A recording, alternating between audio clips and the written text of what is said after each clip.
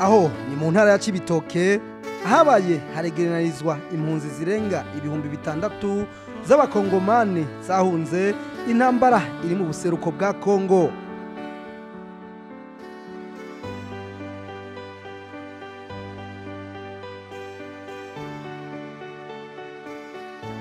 Mulonda Munyololo Valente aserukira izo mpunzi avuga ko bakiriwe neza kandi umutekano ari wose guko bafise igipolisi kibacungereye. Il y a les policiers qui nous encadrent.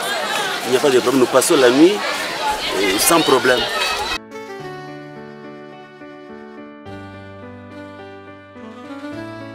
Nubwo bacungerewe neza hariho abarara hanze biturutse ku kungene haguma haza n'izindi mpunzi ku munsi. Nous amène encore des tentes parce que ça il y a ceux qui passent la nuit à la Belle Étoile sans l'abri.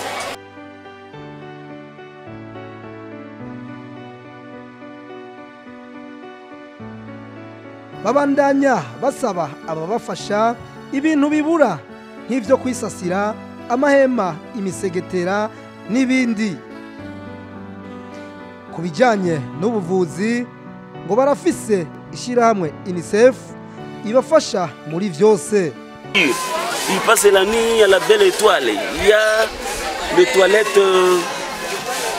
qui est insuffisant. Nous avons vraiment les enfants dorment par terre. Il n'y a pas les nattes.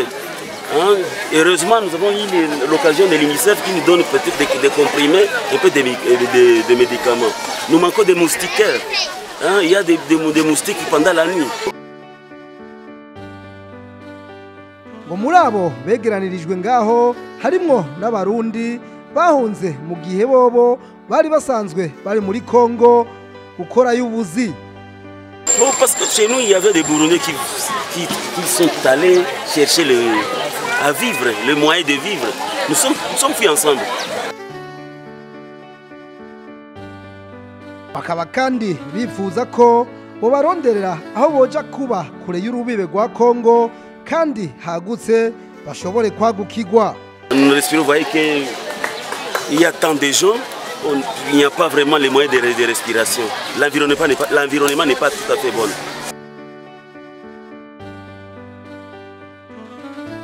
Bavuga kandi ko hamwe amahoro yoboneka boca basubira mu gihugu cyabo. Bagasaba kandi amakungu ko yogira icakoze kugira haboneka umutekano wabo. La protection et qu'il fasse tous les moyens possibles d'amener la paix chez nous pour qu'on puisse rentrer. Bakaba rero bashimira igihugu kibanye cy'u Burundi cyabakiriye neza na cyane amasengero atandukanye guko ngo barabitayeho mu kubaha ibifungurwa n'ibindi. Nous remercions d'abord le pays de Burundi, c'est un pays fraternel, nous a bien accueillis, vraiment surtout les églises.